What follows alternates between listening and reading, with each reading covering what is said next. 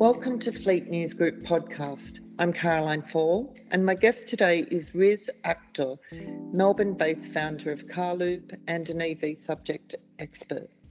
I'm so excited to talk to him following a quick chat the other day where he was telling me about his upcoming trip to China to visit automaker Zeekr, among others. So welcome, Riz.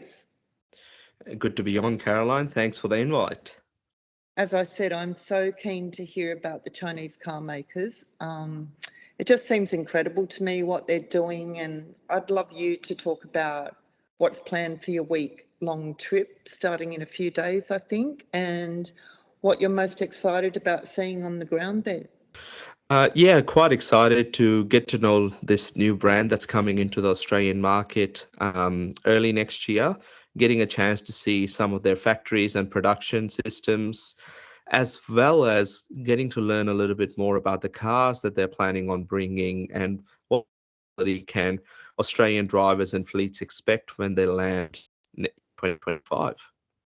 So whereabouts in China will you be going? So the trip will start landing in Shanghai, and then there's a couple of cities close to Shanghai, including Hangzhou and Ningbo, where there's a racetrack where we'll get to buy vehicles that are coming as well.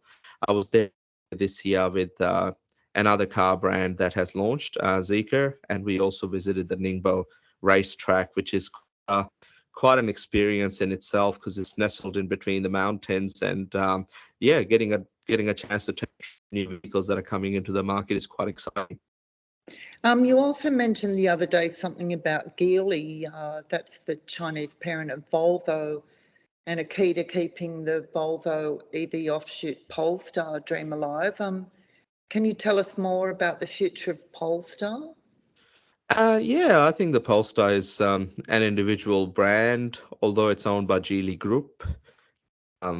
It's just bought out the Polestar 3 and Polestar 4 is starting deliveries as well, which is quite interesting because traditionally they've just sold a sedan.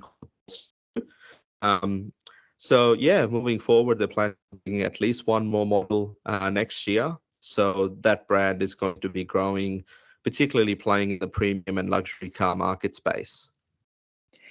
I worked for Bloomberg for a decade, and it was in the very early days of that now sprawling international media and insights group.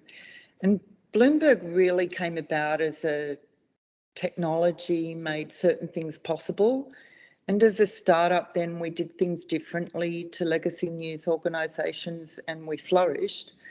It's the same, I reckon, for China, where their economy has developed so much in the past 30 years, their banking and financial systems, their entrepreneurial class has been unleashed, sort of just at the right time to capitalise on the new and emerging technology that's behind electric vehicles. Like, they can run with the new and they're not slowed down by legacy habits. But I wonder if you can tell us more about the background of how these Chinese car companies like Zeekr and Xpeng have sprung up and how they're assisted, if at all, by their government policies.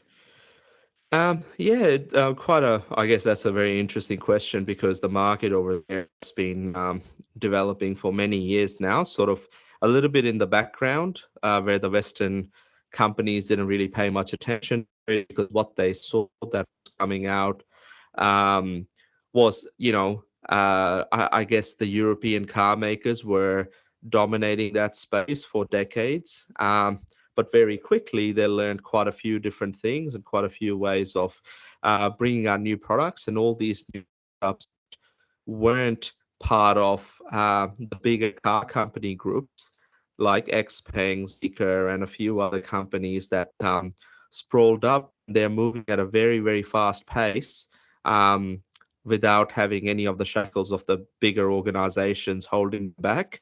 And they're launching models every 6 to 12 months, which is quite a radical move in the automotive sector, where a model could generally be launched every 3 to 5 years for most traditional car makers. Amazing.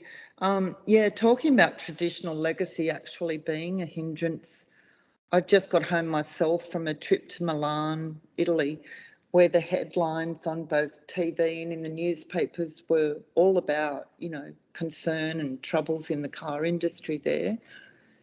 And as a podcast guest I had in Milan, Davide Gibellini of Fleet Management Group, Fleet Competence, there explained that traditional car makers don't have battery or software in their DNA, and they're the two bits that are the money makers for, modern electric vehicle makers. So in Europe, they're very concerned about the China EVs, and while I was there, considered a massive import tariff of some 40%, I think it was, which some countries like Italy agreed to. So I gather it's not only on their home ground, though, that they're threatened. And I wonder if you, as a collector of data on electric vehicle sales in Australia, can tell us what sort of stories are you getting from the statistics on European vehicle sales in Australia, and if they are losing market share here to Chinese and possibly other Asian brands? So with European brands, let's start with the positive. Most people aren't aware of this, but BMW is the third best-selling electric car brand in Australia after Tesla and BYD. So being a European brand, being a premium luxury brand, they're doing quite well. A lot of that success is attributed to the fact that they've got an electric product for pretty much most of their models that are currently petrol and diesel. So that's quite good. On the other end, most other European car makers that are bringing vehicles into the Australian market are on the more expensive end. And buyers are at this early stage of the adoption, buyers aren't willing to pay the premium for a European brand. So they are quite happy to buy something that is, let's say, made in China because it's new and it's different. What about traditional automakers like Dongfeng, a truck builder in China?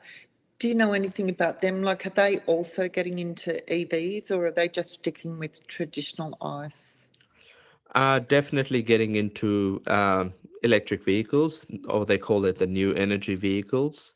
They've got a few products that they are taking or sending to the European market, and we're likely to see them possibly in 2025 here in Australia as well. So Dongfeng's getting more into the four-wheel drives as well as passenger cars. So that's another brand that's worth keeping an eye on, particularly for passenger EVs.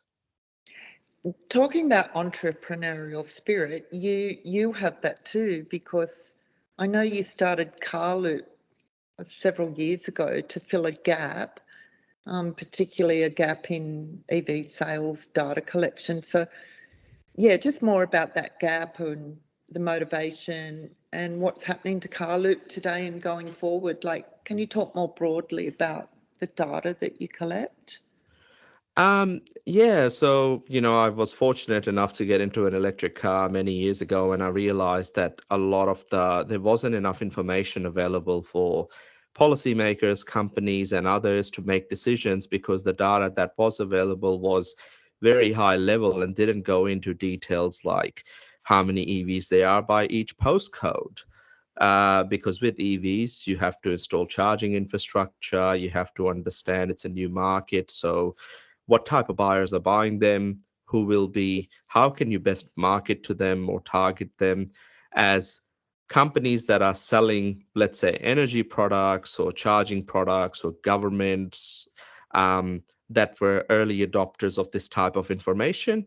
And now we're starting to see it's getting more broader. So car companies are quite interested, especially the new brands that we've just spoken about. They are very interested to understand the lay of the land and how they can best sell more vehicles into our market. So a lot of the new electric vehicle brands are approaching us very regularly to ask us how we can best help them launch into the market and then look at ways of expanding their sales, their dealer network, charging offerings, and a whole lot of other things. So we're starting to see the market mature from those early energy companies and governments to more automotive companies, fleets, and others that are looking at making the switch, including things like, how many chargers are required at depots as organizations start to look at the transitioning of their fleet as well. It's unfortunately not as simple as, having one charger for every new electric vehicle you get, because a lot of the times there's quite a few constraints on the energy coming into the depots. Battery storage might be required, solar. So we're using all the data and insights that we have to help organizations in not only the fleet space, but automotive space move forward and bring more compelling models that will help drive Australia's transition towards electric vehicles. Amazing. Congratulations on that. Thank Look, you're also on the board of the Australian Electric Vehicle Association. So how long has that been, and what does that role involve for you? Yeah, so when I first got my electric vehicle, I wanted to find like-minded people, and there wasn't a lot of organizations there for owners. And one organization I did come across was Australian Electric Vehicle Association, where it was like-minded owners, and it was early days, so getting to learn from existing owners was quite important. And as it sort of turned out, after being with them for a couple of years, that they wanted to appoint someone in my home state of Victoria on the national board. And the opportunity arose, and having done quite a bit of work with my local branch and others across the country at the EV Association, it was quite a good opportunity, and I took it up, and I've sort of been there just over a year now, and we are helping the organization sort of transition to being more professional, because the Australian Electric Vehicle Association has been around, believe it or not, for 51 years. Wow. 51 years ago, all we were doing were converting petrol cars into electric vehicles as hobby projects.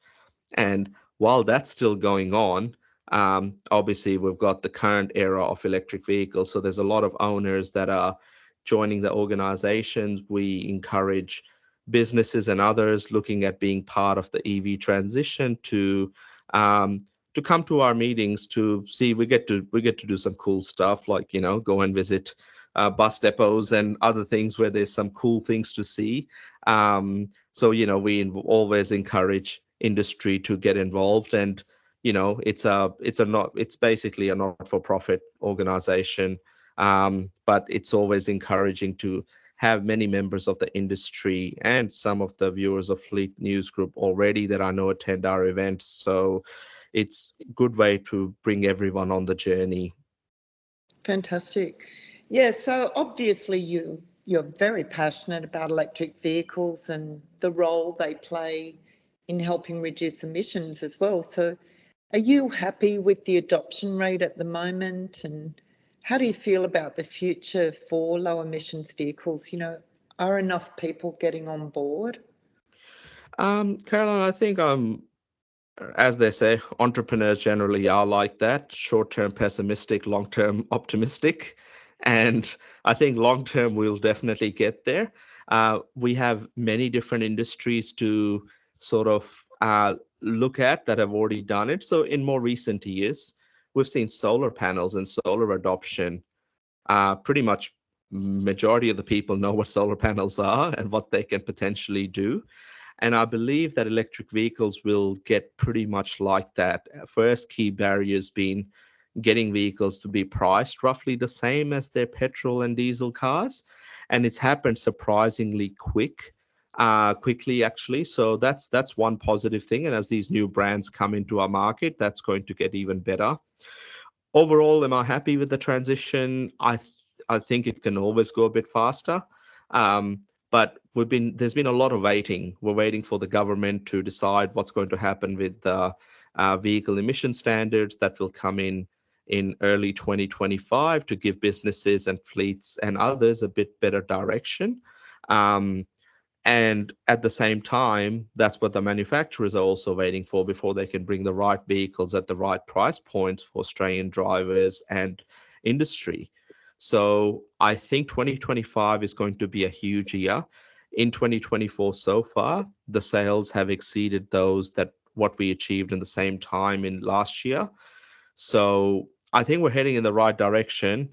Sales are not falling, but it's more sort of stagnated a little bit. But I think we're going to see a pretty sharp uplift once some of these new brands can get their models into the ground, for people to be able to test, experience, and see. And one of the things that we're doing at Carloop to accelerate that is to work closely with those new brands to ensure that they they understand the lay of the land and where there is unique opportunities that are not being, I guess, taken up by traditional brands.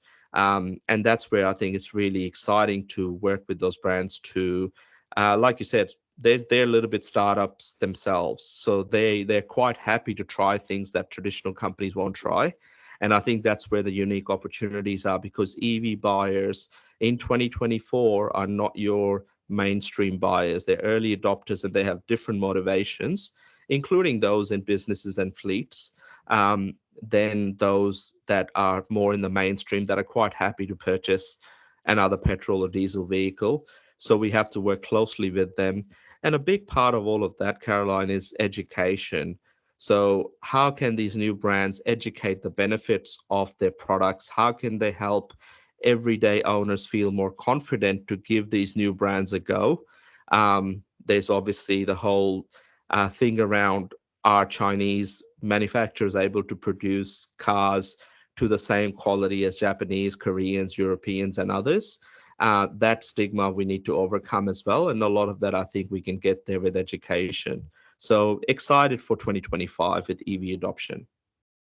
Yeah, I'm excited too. Look, you also host a podcast called the EV Show, and I'm sure our listeners will be keen to follow you on there. So do you want to tell us how to find that? Yeah, so it's with a good friend of mine, Tom Gann. We've sort of do stuff during the day, and on Wednesday night we do a live stream, and which gets turned into a podcast called the EV Show. For anyone that's interested, you can either look up Ludicrous Feed on YouTube, or through your podcasting app, and it's called the EV Show. So yeah, we cover sort of what's going on in the EV space, particularly trends in the consumer space.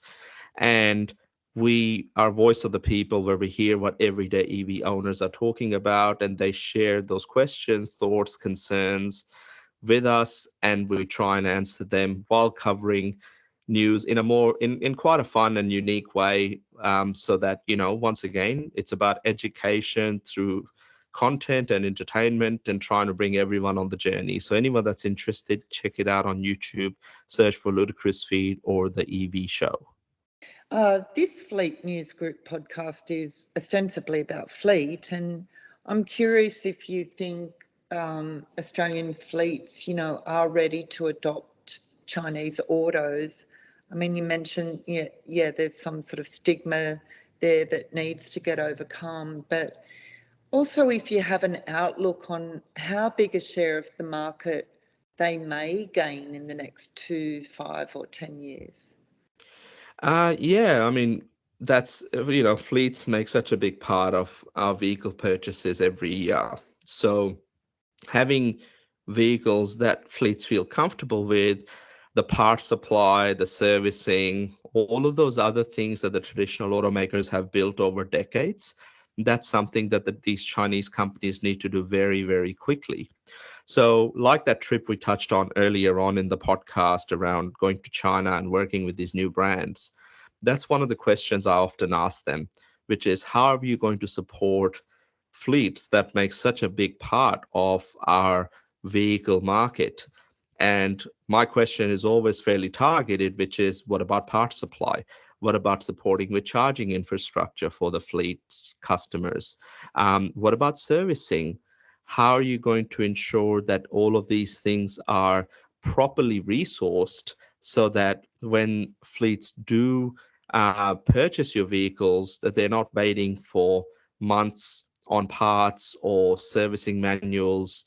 How are you going to help insurers get on board and actually feel confident in the vehicle so the premiums aren't going through the roof? How are you going to prevent resale values from falling?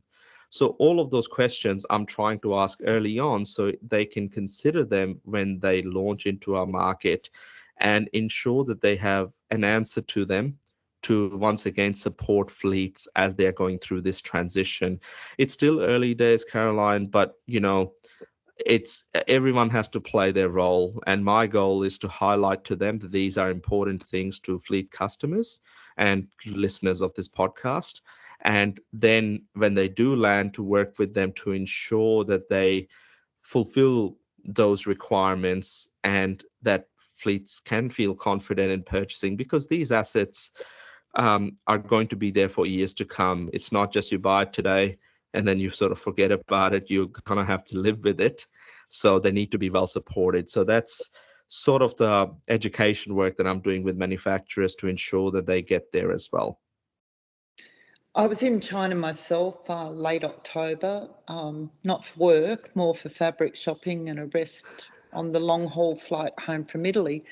But I noticed how much heavier the traffic was there compared to my first visit some 20 years ago, when they were building these sort of massive 6 and 8 lane highways, which we drove on then, and they were just pretty much empty. So what about their infrastructure for charging vehicles? Are they way ahead of the curve on that too, or a bit like us trying to scratch it all together, just in time? Oh, look, I think they're definitely ahead when it comes to infrastructure to support the transition.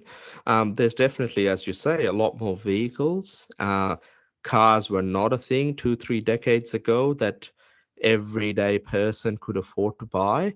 But the way the vehicle market is now, you can get electric vehicles that are small hatchbacks for as little as under 10,000 Australian dollars. So, they've sort of found a way of being able to manufacture quality vehicles at all different price points. So even university students and others can get behind the wheel of one.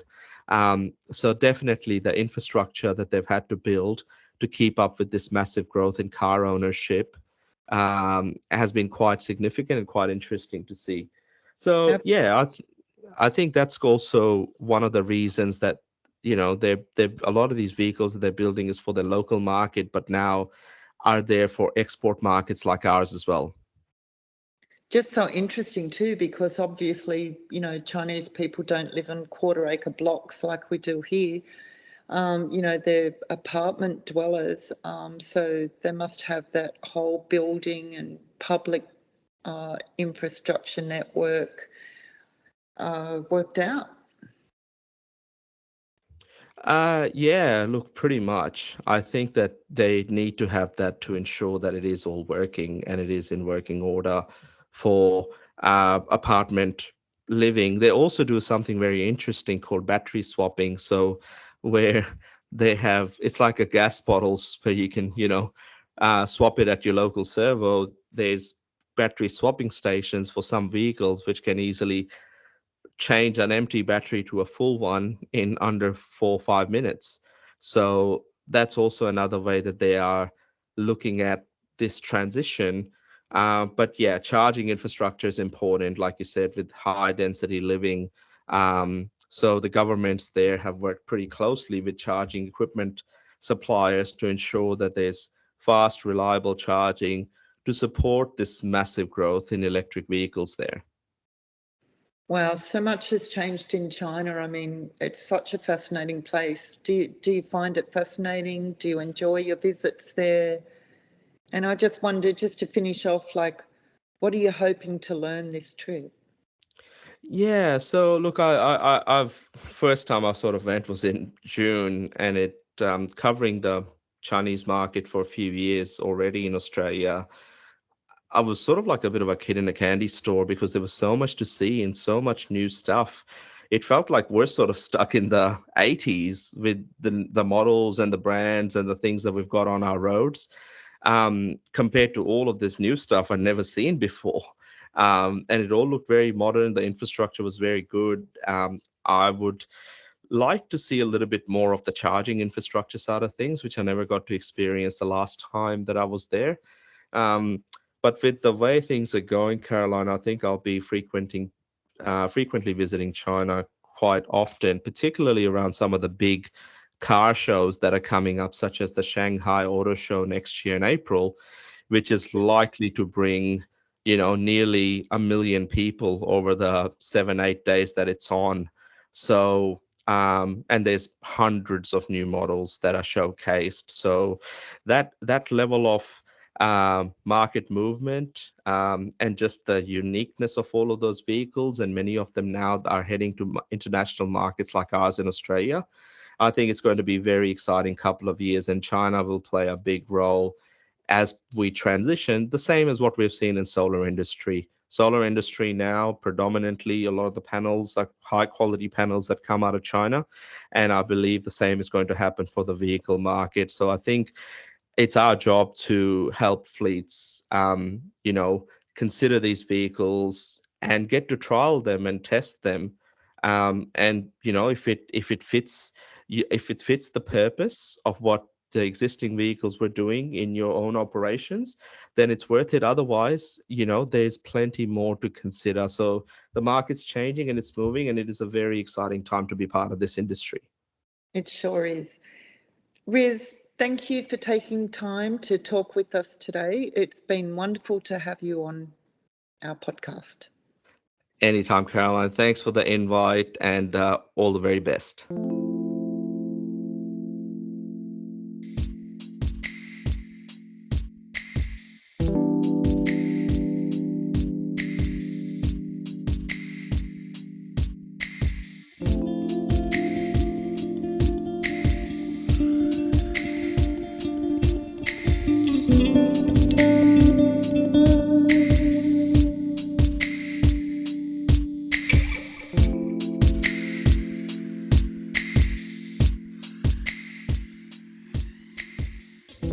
You've been listening to Fleet Auto News podcast.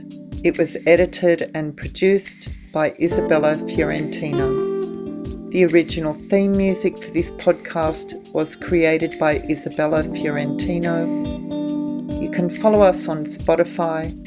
Just search for Fleet Auto News. We're also on Instagram, Facebook, and YouTube. Our website is fleetautonews.com, where you can get all our stories, videos, and podcasts. Until next time, drive safely and take care.